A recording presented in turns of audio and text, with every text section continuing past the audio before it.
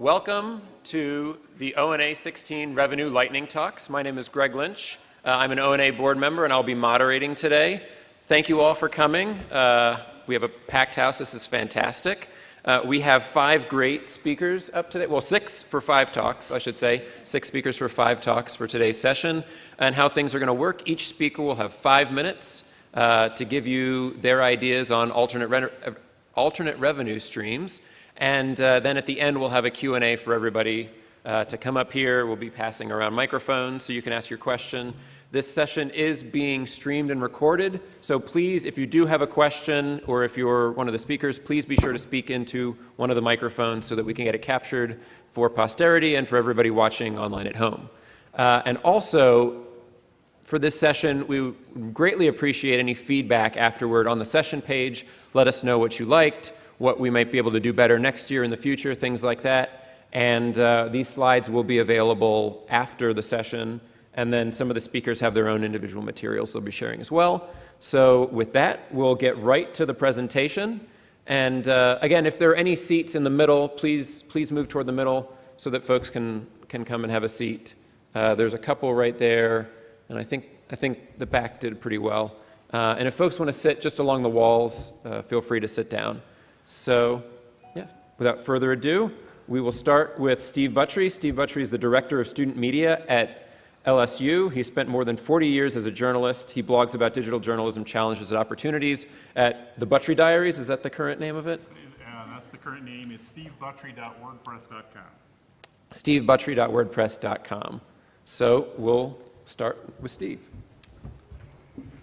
When I started in the newspaper business, we'll just say many years ago, an obituary was a news story that newspapers didn't charge for. They wrote for free, realizing that any news, any death in the community was news, and it was usually 4 paragraphs or so long. First paragraph, Steve Buttrey died. Second paragraph insultingly summarizes Steve's life in 1 paragraph. Third paragraph is survivors, and fourth paragraph is services, and we've covered the news of that person's death. Probably in the 90s or so, newspapers started instead charging for obituaries, and funeral homes or family members would write them. They were a different formula. Nobody died, they all passed away or went to, be with the angels or something like that. And most family members don't have a good writer in the family, and most funeral homes don't have a good writer on staff. And in 2009, my 16-year-old nephew, Patrick Devlin, died of leukemia. And his parents honored me by asking me to do the eulogy, and I wrote about that special young man's life, and it's on my blog. And I was taken with how pedestrian the obituary was that the funeral home did, and I was thinking, okay, I couldn't do double duty here and write that myself, and it's really different from a eulogy anyway, but I would have easily paid $1,000 and talked some other family members into coming up with another $1,000 or something to commission a professional journalist, a good writer, to tell that wonderful kid's story. And I started thinking, what a different way that is of thinking about what we do and the value that it has. My mother, who's still alive, planned her funeral 15 years ago. What if the funeral home there had an alliance with the local newspaper, and while she's paying in advance for her casket and services and embalming and all of those things, they ask, do you want us to get somebody to write your story, interview you while you're still alive?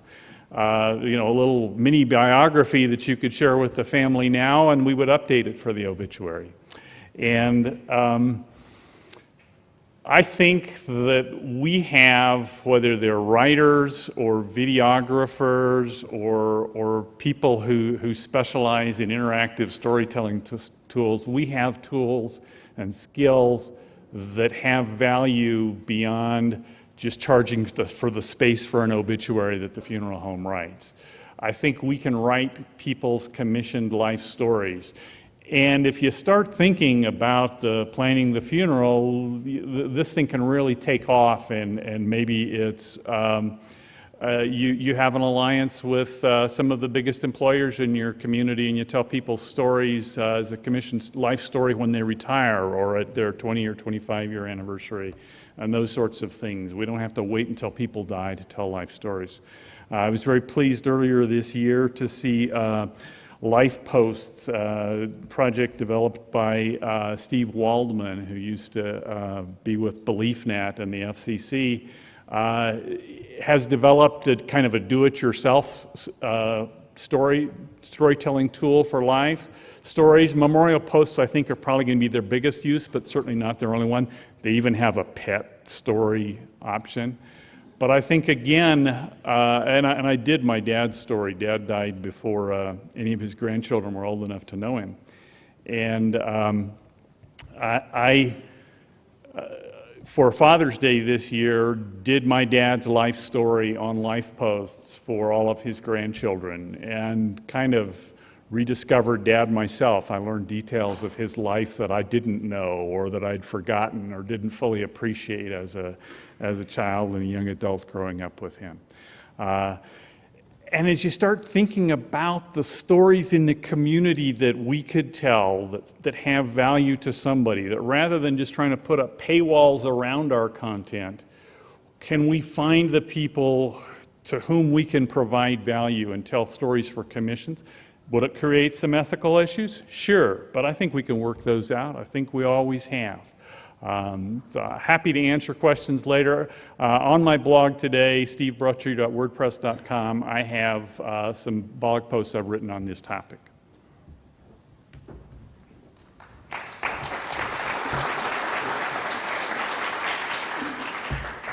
I'm going to say that Steve has set the bar high. He was exactly on time.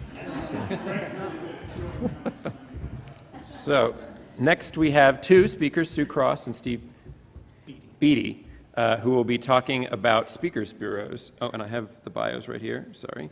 Sue is Executive Director of the Institute for Nonprofit News, also known as INN, a network of nearly 120 nonprofit news media organizations producing investigative and public service journalism and working to find new business models to support that coverage. Cross is a reporter and editor who likes complex problems, so it's no surprise she became intrigued with digital media models. Prior to INN, she was Senior VP for the Associated Press, managing the News Cooperative's memberships and business revenue through the Americas. And I'll introduce Steve. Okay. So I'm your second-hand speaker here. This project, the Speaker Bureau at the Lens in New Orleans, came up through INN's innovation grants, which give $35,000 seed grants to organizations to develop new revenue streams. And this was one of them. Steve Beatty is editor of The Lens, and his plane landed in time this morning, so he's here with me, and you can hear directly from him. This is a cool idea because it can be done pretty easily, whether you're a for-profit or a nonprofit. And there are three things about this that really jumped out and why I think it's smart for any newsroom to do. And then I'll turn over to Steve to tell you a little bit more about how it works or what made it work. They basically took something you need to do anyway in marketing and getting your reporters out there and your editors out there, and something that every newsroom gets requests for, and turned it into an ongoing revenue stream. And just by structuring something that was happening already, it means it's revenue that they can budget, they can actually plan on spending, and their costs against it they can treat as a little mini business in and of itself.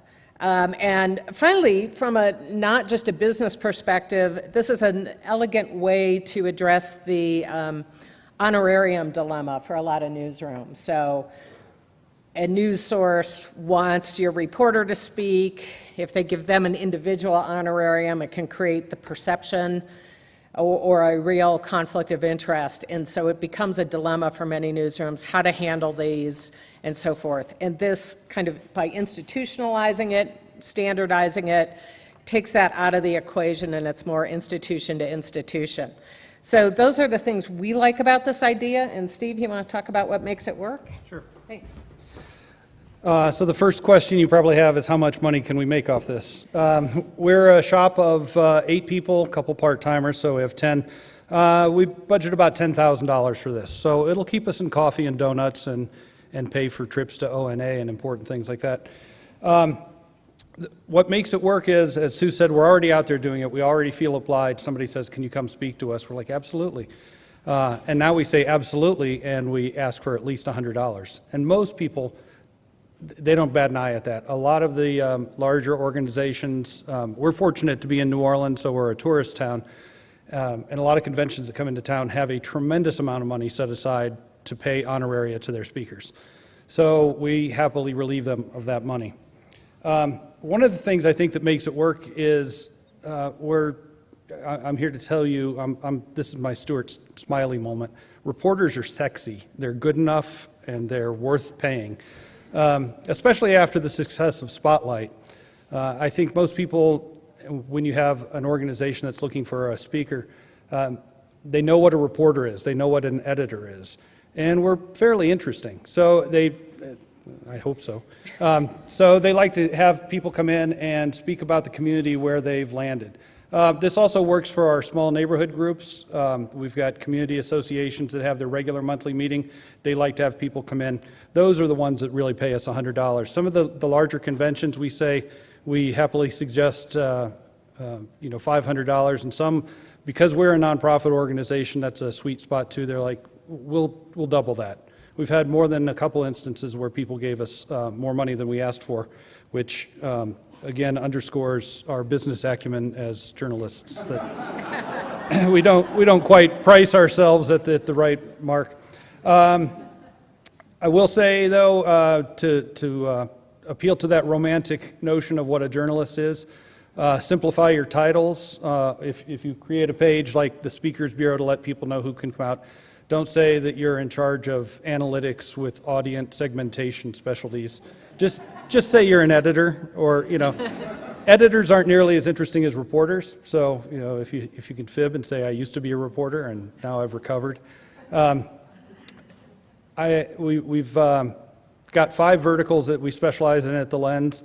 The environment is probably the one that we're most known for right now. So we have a lot of environmental groups that are also coming in to do fact-finding on what's left of the Louisiana coast, and we're brought in for that. Also, we have more charter schools per square inch than almost any other city, so we're frequently, our education reporter goes to talk about that. So again, these are not things that we weren't doing before, we just didn't realize we could make money at it. Is it a lot of money? Well, our budget's around $550,000, $600,000 a year. So if we make $10,000 a year at it, it's almost covers a week's payroll. That's one less week I have to walk around and ask people money for, like you. By the way, we do accept donations at the Lens. So. All done? We're done. That's even. We were faster than Buttrey, weren't we? Yeah.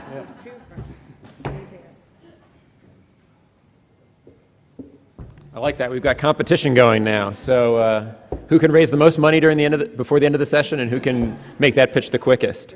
So next up, we have Celeste Lecomte. Celeste is the Director of Business Development in ProPublica, where she works with partners inside and outside the organization to develop new business and revenue opportunities.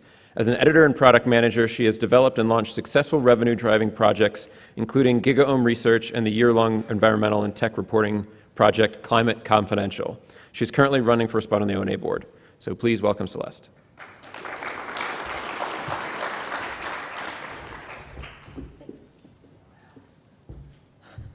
Hello, everybody. So the thing that I didn't put in my bio is that before I moved over to the business side, I also worked as a reporter. So one of the things that I covered was manufacturing and technology. So this is a photo from one of my reporting trips in China. I was visiting with some technology entrepreneurs who are working on electric motors, and they wanted to visit a company that made go-karts. This company had a whole bunch of different go-karts, and so we went to their factory and we went to their showroom, and they had big go-karts and small go-karts, and ones for theme parks and ones for kids. And this is basically what they all kind of look like. Some of them were gas-powered, some of them were electric. But then in the showroom, one of the things that they also had on the floor was not a go-kart, it was a trampoline. And I was like, that seems very strange to me. Like, what does a trampoline have to do with a go-kart? So then we moved from the showroom onto the factory floor. And it turns out that, let's look at this go-kart a little bit more closely. How do you make a go-kart? You have some nice long pipes of metal. You have a powder coating paint room. You have a bunch of springs for attaching your seats and your wheels, and you have some motors. How do you make a trampoline? You have some long metal pipes, and you have a powder coating paint room, and you attach some springs to it, and then you add this jumpy thing on top, and that's how you make a trampoline. So what they were doing was that they were taking this business that they already had. They had this go-kart business that was very successful, that they were doing a bunch of different iterations on different kinds of things. And they said, we have these resources in our factory. What else can we make? What are these new customers that we can acquire in sort of our existing business, but not quite the same, without needing to bring in a whole bunch of new resources? So it wasn't really a go-kart business, this factory. What it was this machine bending, powder coating, metal piping, and spring attaching business. And so looking at that, I started thinking about this when I moved over to working on business models for media and thinking about, maybe it's not an article business or a broadcast business or whatever medium it is that you work in. What is it that we actually are doing? We're sending reporters out into the field to do a whole bunch of other things, and they come back, and sure, today, at the end of a reporting process, what people do is they produce a story for us in a traditional article format or a video. But really what it is that this is an information finding, knowledge making, storytelling, community building. You decide what that is. What is your business? It's not just the product that you produce. So this has sort of been my approach to thinking about alternative revenue streams for media organizations. And I'm going to tell you about, so this is the idea, it's like looking for your trampoline. But I'm going to tell you about one of the examples that I'm working on at ProPublica. So a lot of our reporters work pretty heavily with data. This is Charlie Ornstein. He's a top healthcare reporter in the country. He does amazing work, knows a ton of people, is a great sort of in-person reporter, but he works with these large data sets from Medicare. And he pulls them down, and he works with them, and he figures them out, and he analyzes them. Sometimes he has to create his own, and he writes stories. But, several years ago, my colleagues at ProPublica introduced not just stories, but also interactive news applications to go along with this reporting, where we took the data that our reporters were working with and made them searchable and usable for other kinds of users. So it's not just somebody who wants to read the whole story, but somebody who wants to look up their doctor and find out information about their specific physician. So we took the same kind of storytelling that we were doing in prose and turned it into a data project that told a different kind of story. The data behind this project was very interesting to a much broader audience of people than we initially expected. And so people would call us and ask us for it. But there was a huge amount of work that went into creating these kinds of news applications and putting the data together, combining data sources, cleaning it, standardizing it, making it searchable in this way. So we started figuring out that as people wanted our data, both the public data that we're downloading and making available, that we're requesting through Freedom of Information Act requests, we launched a thing called the Data Store. So now you can get access to the data sets behind all of our journalism, whether it's available for free because it's something that was public data that we acquired and are now making available, or if it's something that now we have added and improved and made more useful for other people, you can purchase that. So, we sort of took this trampoline model and built upon what we were already doing to extend it and keep going. So you can check it out at the propublica.org data store. We have all kinds of people who now use our data, other journalists, lots of academics. I'm over time. Yelp is one of our customers. They use our healthcare data on their healthcare provider pages, and so there's a little box in the corner that you can see that shows how they're using it and then invites people to give us feedback about it. It's been growing over the last several years. This is our third year in business, and this is our best year ever, more sales this year than in the past two combined. The revenue so far in this year is more than any previous total year, and the end of the year tends to be our biggest sales cycle. And we've also introduced new ways for people to buy our data, including recurring revenue products. I'm going to go one more slide and tell you that we're doing some new things as well, which is that this data store has been really successful for us. And in talking about it with other people, we've also heard that a lot of other folks would like to learn about how to sell their data.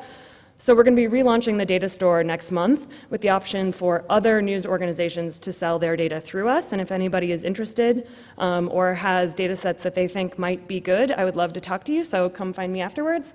We're partnering with the New York Daily News on a data set currently, and IRE is going to be working with us on a couple of new data sets as well, and I'll have more information about that next month. I'm not going to say specific numbers on sales, but if you look at our reports, you'll see that it's a pretty small portion of our revenue. We're in the 2% of the ProPublica budget is earned income right now, so I just started in October, and hopefully it will be much bigger in the future.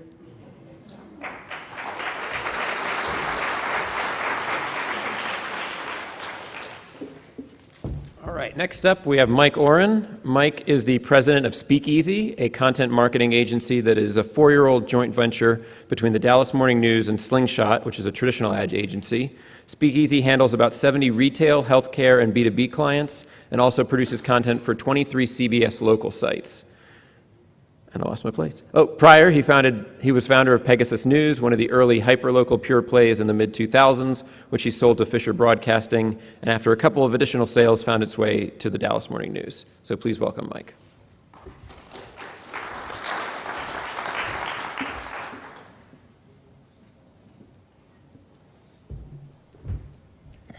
Well, Celeste was right. We think a lot alike, and I thank her for the analogy. I have kind of a grab bag of thoughts and ideas to talk about, but they're all around using resources you have to build trampolines or other ways to sell your pre-existing go-karts. We are an agency we operate completely separately from the Morning News. We're not in their offices. But we're increasingly making use of content assets they have, and we have a team of journalists in our office who edit every piece of content, direct every piece of content. They've just been redirected now into a marketing capacity. So some of these things touch on our agency, and some of them are more direct to newspapers. The biggest one, which may seem like a duh moment, but I see particularly newspapers are not necessarily forward thinking about this, and that is the wealth of content that you have that can be used and reused for other purposes. An example I see that's coming out at the Morning News right now is a visitor's guide to Dallas. If you're a local newspaper, you create tons of content about what's good about your city, what's fun in your city, what should you be visiting, where are the best places to go, where are the good places to eat, who's on the cutting edge, and it's for your local market. But it can be used in a lot of different ways. And so, I mean, that's just sort of one example. So imagine you've got the Super Bowl's coming to your town or any big event. Instant sales guide. The challenge is that you probably need somebody in sales and marketing to come say, hey, if we could package this stuff together, it would be a really good section. And then that's an internal decision as to who produces that. I'd love to see more news organizations doing explainers, and people will pay for that kind of information, whether it's a subscription or sponsor model. You've created tons of content on whatever the hot political issues are in your area. You've created lots of information about the people in your community. That can be repackaged over and over again. This is something magazines have done really well for a long time, and I haven't seen as much newspapers and digital news organizations doing this. I'm shocked. I actually did a little survey of it a few months ago. How many newspapers do print special sections that do not make it in any way, shape, or form onto the interwebs? It's stunning. Just handing that over to another group, if you don't have the internal resources to do it, to post online is a revenue source. At Speakeasy, a lot of what we do is pair former journalists who are now brand journalists to work with marketers to create really good sponsored content, meaning that it is content that you would read whether or not you're a buyer of the product or service. We do lots of these. One good example is this beer news website, which is all kinds of geekery about craft beer and home brewing and everything you could want to know about niche beers that are coming out to the market. And that is, you can't tell by looking at it, but that's done for Flying Saucer, which is a chain of brew pubs around the country. The only way you can tell it's them other than the sponsor tag is that their social channels are wrapped into it. We also do digital magazines for hospitals, for home services companies. So if you're a newsroom, how does that relate? You don't necessarily want your journalists working on that. You have freelancers who can do that kind of work. You have folks that are underutilized, or that, I hate to say it, we're in the news business, there's layoffs. Directing them to this kind of work is a real business. Not just us, but if you look at marketing services companies that we've attached, the Dallas Morning News did $25 million will do $25 million in revenue this year. The other thing is you've got content producers. And so maybe you're not just making your own go-karts, but you're making go-karts for other folks who don't have enough content producers. Our deal with CBS is like one small example of that, but look at your teams, look at where they're not utilized, and ask yourself what other news organizations need content. You have producers, they don't just have to produce for your owned and operated site. As Steve said, yes, there's ethical issues, but we can navigate those. So again, really encourage you to look inside your newsroom for other opportunities for content that makes money, and I'll sell my 9 seconds to somebody.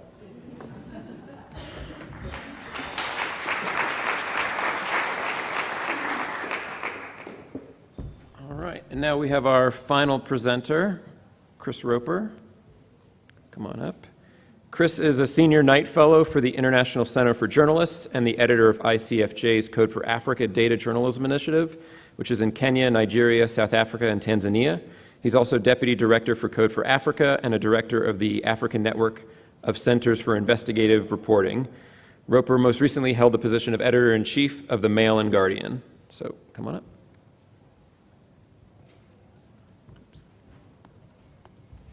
There should be full screen mode. There we go.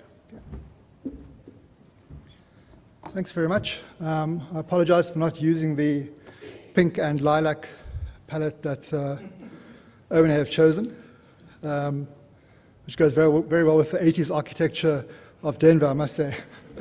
So I just want to emphasize that I'm speaking from a particular position down at the bottom of Africa, where we're rolling out a thing we call civic marketing. You'll notice it's spelled civic_marketing to make it look as if it's a real thing, as opposed to something just made up, because people do love jargon. And there's a point to that, which is that I take this into newsrooms, into digital agencies, and so on, and try and get them to believe that I've created something new. And it might be new, it might not, but it's certainly, I am teaching them a new way of thinking about how to generate revenue. So the problems we have in South Africa and Kenya are perhaps similar to some of the problems in North America. So the first thing is that we need to ensure the survival of our newspapers, which are suffering badly. We need to get numbers up on things that we produce, bits of data journalism or data applications or civil technologies that we produce. And we also need to make a difference in the territories we work. So we are actually trying to save democracy in many cases and save freedom of the press in many cases. And that requires a very vibrant revenue streams for our newspapers. So I work with four elements to this puzzle. First are our Code for Tech organizations. So there are many, many organizations in South Africa that are busy producing bits of civil technology, ways to find whether there's blood at your hospital, ways to find what the water quality is like in rivers, which rivers should you go to get water. And these things are rolled out, and they cost a fortune to produce because they rely on crunching big data, making it into clean data, onto building applications, and putting it in front of people. And often the problem is that you don't get a lot of engagement on these things because you don't have the media platform to push them. The other part of the equation is media. Media do not, in South African newspapers, they're not really invested in keeping a piece of civil technology going because they're too busy trying to survive and write stories about cats and things like that. The other part of the puzzle is digital agencies who control all the money that goes into media spend for clients. Their agency clients have a huge amount of money, but they don't know what to do with it in order to do good and make an impact, and also to get a lot of return on their investment. And then the other element is that we have funders who pay us to produce bits of civil technology, and they demand a certain kind of engagement.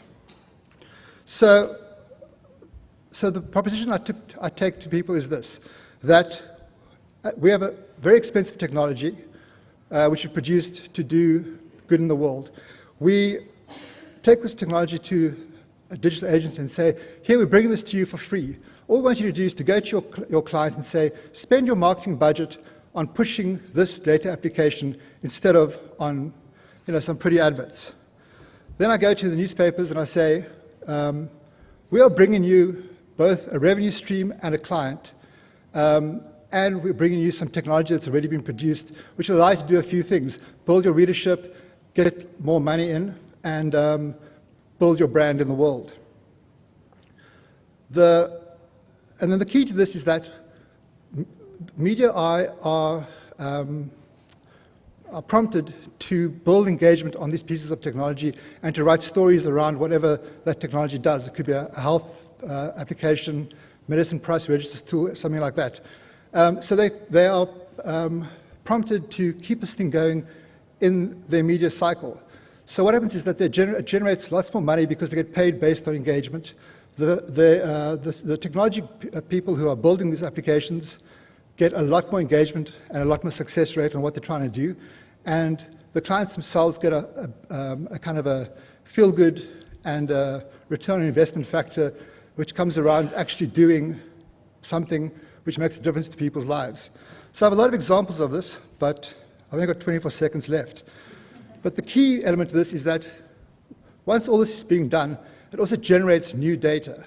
And that gives newspapers and media organizations an opportunity to generate their own data and turn them into reports like Celeste was talking about, or to build new stories. And by building new stories, keep pushing that bit of civil technology, and by pushing that, getting paid more in terms of engagement by the clients and by the digital agencies.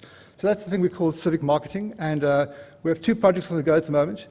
We turn around $10,000 per project, which is probably around 10% of a media house's budget for staff for a month. So it's worked very well, and we're hoping it's going to grow into the rest of Africa as well. Thank you.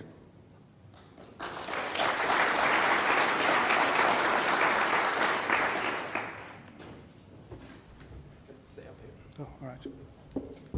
We're now on to the Q&A portion, so we're going to ask all the speakers to come back up and to answer your, hello, test. Hello? Answer your questions. And I think this one, hello, test, there we go. All right, so yeah, come on up. We're down a chair. Down a chair? Here, I'll grab That's all right. Okay. So I will be walking around with the microphone. So if you have a question, please raise your hand and I'll come over to you. We'll start over here. Oh, please stand up, say your name, where you're from. And I think maybe just because we're by the Yeah, move over here. Hi, I'm Janine Warner. I think this is the first time I'm publicly allowed to say I'm an ICFJ Knight International Fellow. Hi, Patrick. I'm also the founder of Summer Media. I work a lot with digital media entrepreneurs in Latin America. Thank you. I'm all about supporting their revenue models. I love your examples. I was struck that both the Speakers Bureau and the content syndication cut into a place that a lot of journalists have historically freelanced and supplemented their incomes. How do you balance that? Well, as far as the Speakers Bureau, we don't have any of our folks that are being asked to go out, on a freelance and talk about themselves. So that happily, we're interesting, but we're not that interesting. So. And content syndication? I mean, at the Lens, as far as content syndication, if it's been written for us, it belongs to us, and we get to keep making the money off of it. Did you have that? Yeah. Yeah, I'll speak to the syndication a little more broadly, Janine. Generally, the sales of either custom content or syndication are coming in through the organization rather than a freelance model. So I haven't seen too many places that's become a conflict. Most of the newsrooms we work with are really interested in their reporters making a living, whether directly or freelance, so they want to make sure they are, but generally those are new opportunities coming through the institution.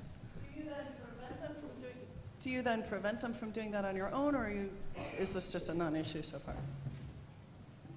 I don't think, it hasn't come to my attention from any of our members is really a big issue of conflict. I'll add that I think commissioned content like obituaries or life stories on milestone birthdays and those sorts of things could be a tremendous business opportunity for freelance journalists, for journalists from traditional newsrooms who've been downsized and those sorts of things. And Steve, I want to echo something that struck me when you spoke was that there was a company that had really smart people and really good funding that was set up to do exactly what you describe about 5 or 7 years ago, and it failed because it didn't have what you have, which is a distribution outlet to reach people that is not just a standalone destination for obituary type stories. So I really think news organizations have an opportunity there. Yeah, I could speak to that as well. I mean, selling content is already a bust. So selling more content, I doubt is going to fix the problem. I mean, I think, the model that, and certainly my world, which is the world of investigative journalism, the model we should be looking at is that we produce content which then produces data which we can onsell, or which produces a kind of a knowledge bank which can be onsold, rather than just trying to resell the same stories. Obviously, I come from a different environment where we've already been destroyed by social media and those things. So, I can't really speak for North America, but certainly in my environment, that would be the case. Hi, I'm Julie McAdam. I'm a JSK fellow at Stanford. And Chris, I was just hoping you could explain a little bit more in detail about one of the examples you mentioned, just to give us a little bit more concrete idea. Thanks. Yeah, sure. Well, for example, we have funding to build a tax clock which allows you to tell how much of your day is spent working for which particular bit of the government. We took,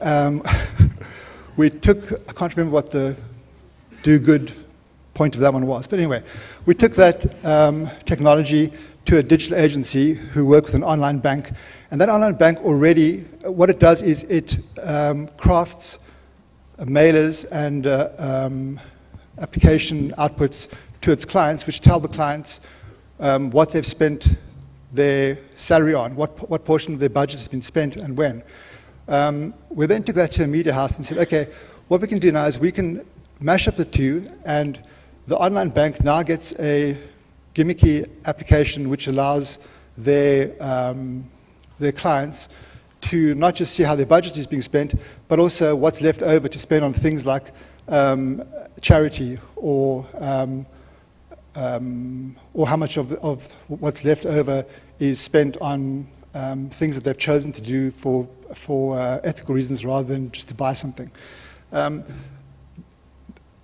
next step in the process was that those clients of the online bank would then input data as to how much they spent on health and health insurance and medicine, that kind of thing, which then, that data then became part of what the newspaper could use to tell stories about the online bank's application, which meant that it's a form of native advertising, certainly, but it's actually around new data that's being produced.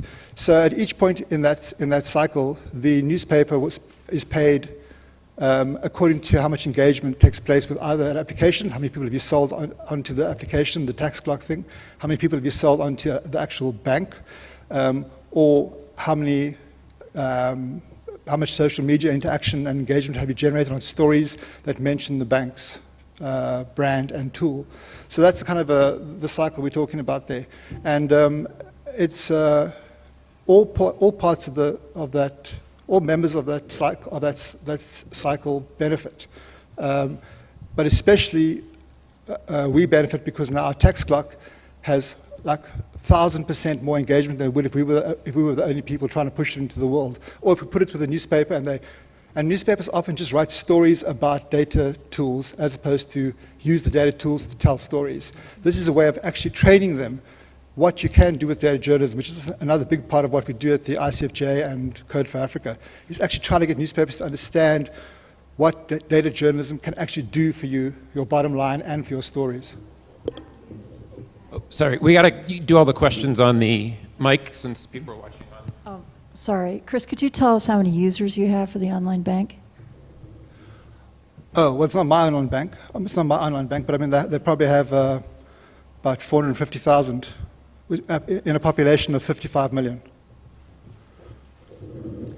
Thank you, speakers. I wanted to ask you a question, Celeste, actually, about the selling of data and the sort of repurposing of data. I run a communications business, and we publish content. We run campaigns on behalf of governments, and mostly governments, actually. We have 200 people around the world creating content, campaigning, and we get a lot of information. We get a lot of data. We research stories and issues a lot. I'm always trying to think, what can I do with all this information? Two barriers I kind of immediately imagined was, one is sort of cultural one, where somebody's thinking about a campaign or thinking about an article that they want to write, and to get them to think, okay, we're now going to do something else with this data, we're going to do something else with your research. Did you find that a challenge, working with people creating that content? And then also when you sell it, who's coming and buying it, and are there any issues around intellectual property and not wanting potentially competitors getting that information? In terms of resistance to it, fortunately for me, I wasn't there when it launched, but also it launched out of the team of people creating the data. This was a project that was driven by the Newsroom initially. It's the news applications editor, Scott Klein, and his team put it together. CC Wei and Ryan Jones are the sort of three people who helped get that off the ground. The other thing that helped in terms of getting people to sort of see it is that we get requests all the time for people who wanted to use our data for different things. We already have worked with lots of partners, and in fact, that's another revenue thing, is sometimes we have given licenses to other news organizations to localize our national stories, where they get early access to it. We had a relationship with NBC, and we have one with Gannett as well, like that. So on that front, we haven't particularly had that problem. We try to squeeze as much reporting as we can out of all of our data sets, so it seemed normal to us to continue with that.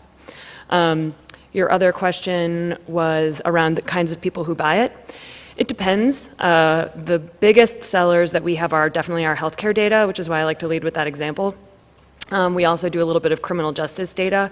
So across both of those, we have private industry, we have a ton of academics, we have lawyers, we have marketing groups that are looking for. So one of the data sets that we do a lot of business around is our Dollars for Docs, which is pharmaceutical company payments to doctors. And we have really good information about who the individual doctors are that doesn't come in the government's original data set.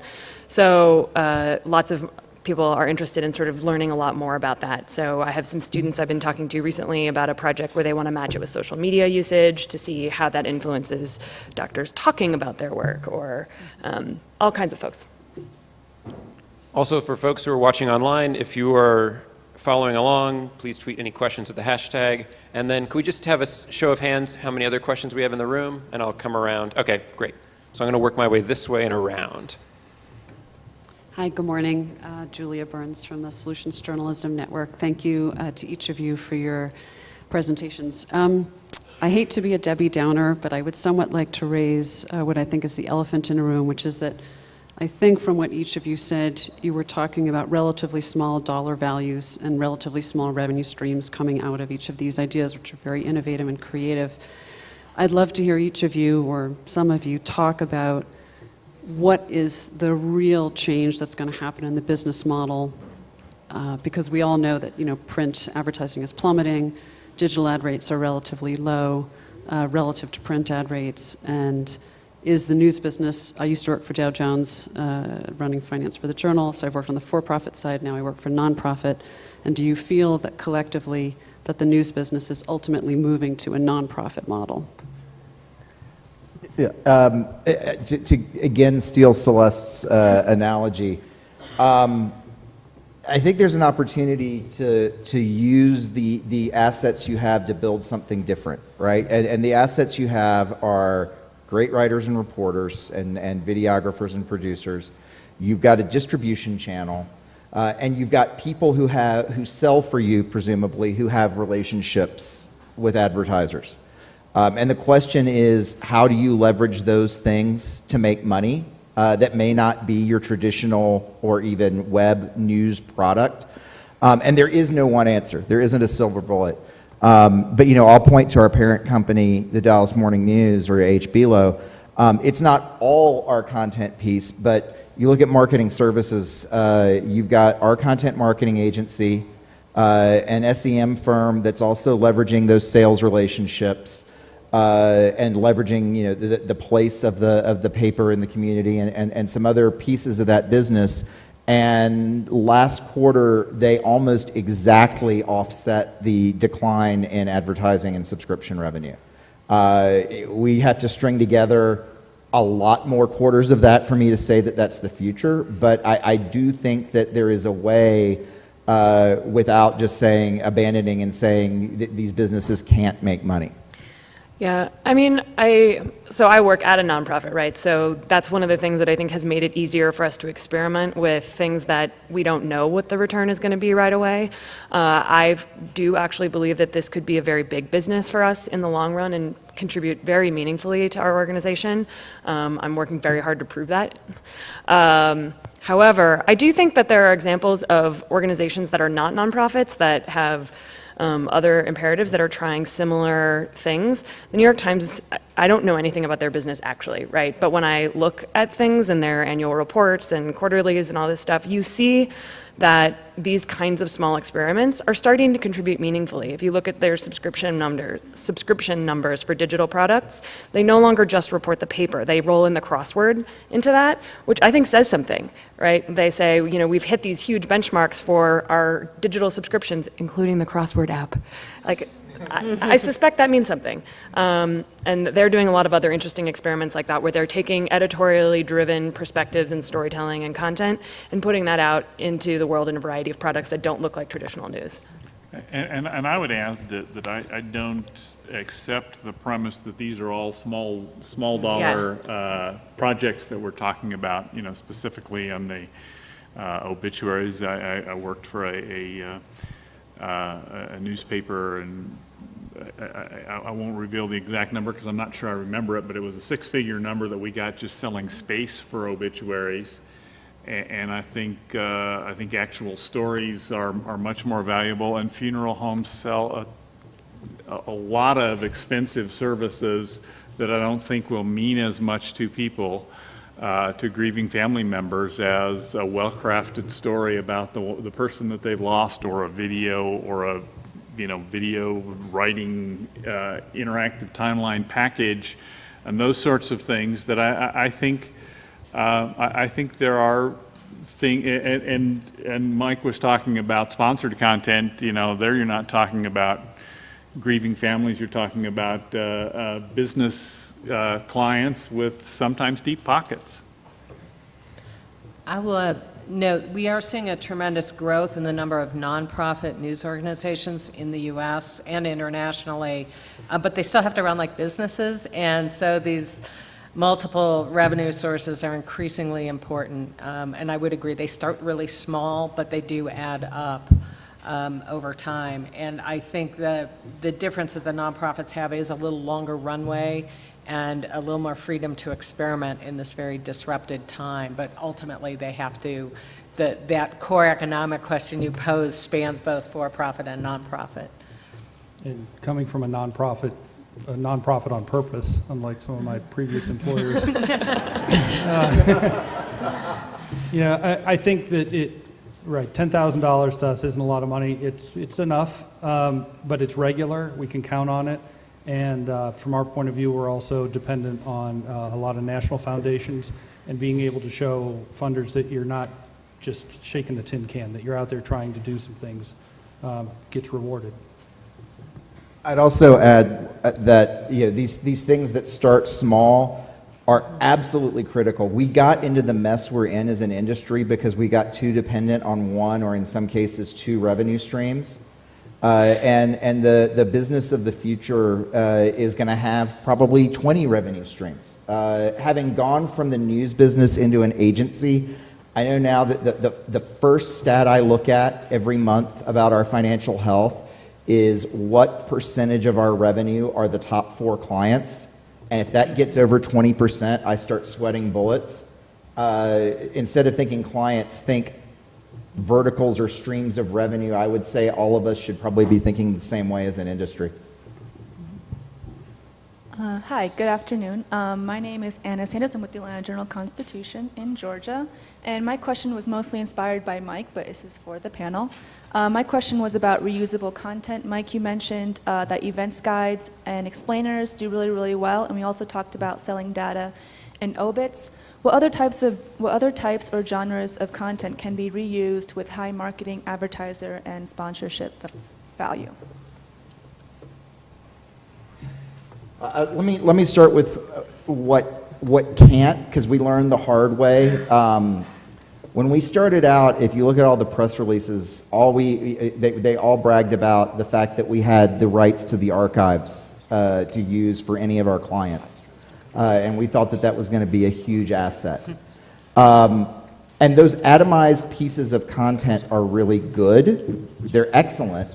But we found that most of our clients wanted bespoke content. Even though that we're not doing pure advertorial, they didn't want to just take exactly what had run. It didn't quite hit the right focus. And so we thought at first, I kind of was in the desert for this on a couple years, that the archive content wasn't of value to us. And when I say archive, I mean everything up through what published today, right?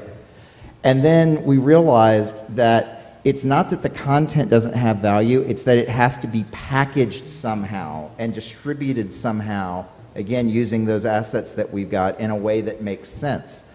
And so I would say when your marketing team and your sales team needs to be trained to hear customer needs and then think about what's in your archive.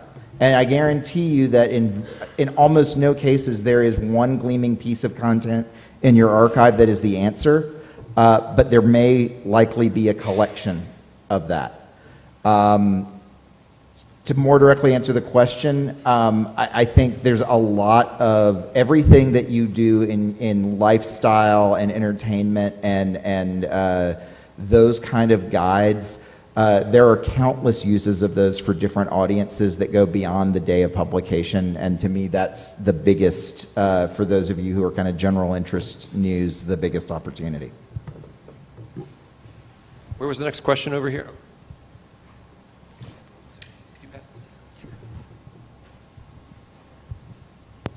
Hi, yes. My name is Matt Mikas. I'm with a local newspaper in northern Michigan, Petoskey News. Anyway, I noticed that a common theme was someone mentioned there are some ethical things that we have to deal with, but they can be dealt with. I was wondering if the panel would like to maybe address one of those ethical things and how you addressed it. Sure. I think if you start a business on obituaries, you need to have a bottom line that is clearly stated on all promotional materials, that you're writing truthful stories about the person's life. Now that doesn't, you're never going to write every single detail about the life, and you might, I got fired once as editor, and obviously I'm not embarrassed about that, but some people are embarrassed about being fired.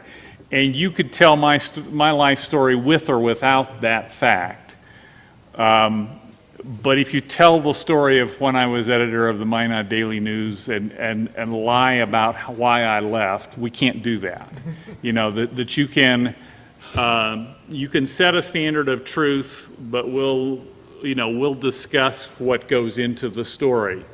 Might be an example. Those are certainly issues you have to deal with. That may not be the final standard that you would come up with, but I think we're going to tell the truth. We're not making up stories is a good place to start.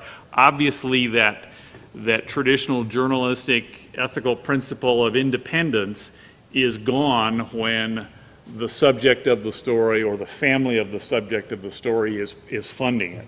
So that is gone, but we can still say, we're going to report the truth. This is going to be a truthful story of this life. I think there are already some well-honed models for this in native advertising. And I think the primary rule is always that your journalists who do the obituaries, the literal dead tree business you're talking about, must be very much separate from journalists who do the investigative side or the political side. Yes, I agree with that. Yeah, I would say in some ways having a side company is your answer to that. You know, we have folks who have worked at the newspaper in magazines who are on our staff, but now that's all they do, right? And we do all of the sponsored content for the morning news, so that helps keep them clean, and we help with sponsored social and whatnot. I will say that my business partner on the ad agency side, every year at the board meeting, like clockwork, I know he's going to bring up the question of, can't we use the guy on the crime beat to write about beer, right? It doesn't touch, we're keeping it clean, and he's a great writer and he loves beer. Because beer never gets involved in crime. Yeah, it's purely hypothetical. And I guess I'll say that each year the vitriolic no gets a little less vitriolic, and I think that's something you may see news organizations starting to think about, although in the end you've got to keep the firewall on the areas they're covering.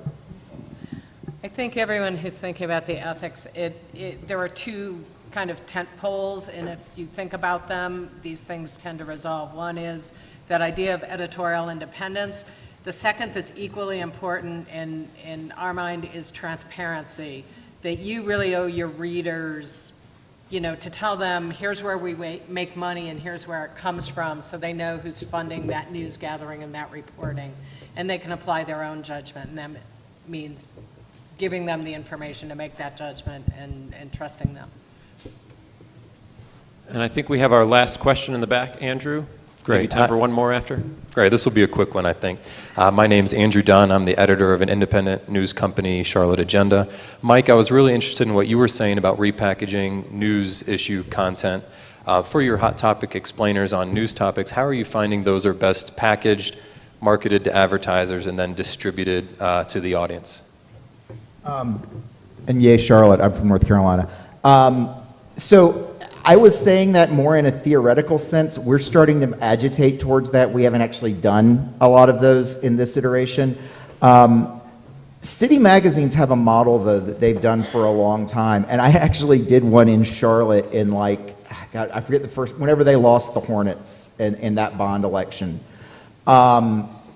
where you can package all of your reporting on an issue, and it can still be independent reporting, but if it is an important issue to the community, civic leaders will sponsor distribution of it without you changing a word. I worked with a now defunct alt weekly there. It was called The Leader. And we basically took their coverage, packaged it up, put it in a magazine, and sent it to everybody who was a registered voter who'd voted in the last 2 elections. So here's a use of print, right? Or if you can get an email database of voters. So that would be one direction forward. I think we're still early days in figuring that out, though, for kind of daily news organizations. Yeah, I would say probably the most apparent example of that is Super Bowl coverage. When any town wins a Super Bowl, you can go out and get a magazine. You know, who's your Super Bowl audience for your business coverage? All right, and I think we have 1 minute, so I'll ask one question from the hashtag. Catherine, are you in the room? Do you want to ask it in person? No? Okay. Oh, now I lost it. How do you balance freelancer branding with monetization strategies like content syndication or speakers bureaus? In 1 minute, go. People are hungry, probably. What was the question? We couldn't hear it. How do you balance freelancer branding with monetization strategies like content syndication or speakers bureaus? the freelancer's brand is usually the name, and I think they should be credited. Yeah, with our Speakers Bureau, it's all staffers. We've not had anybody who's a freelancer, but I wouldn't put that out of the question and compensate them for that. Great, great. All right, so now that my computer is shifting over to my lunch reminders, that everybody is surely hungry. All right, it's stuck there. We don't seem to- Thank you all for coming. It's great to see. Thank you to the speakers. Good to meet you. Good to work with you.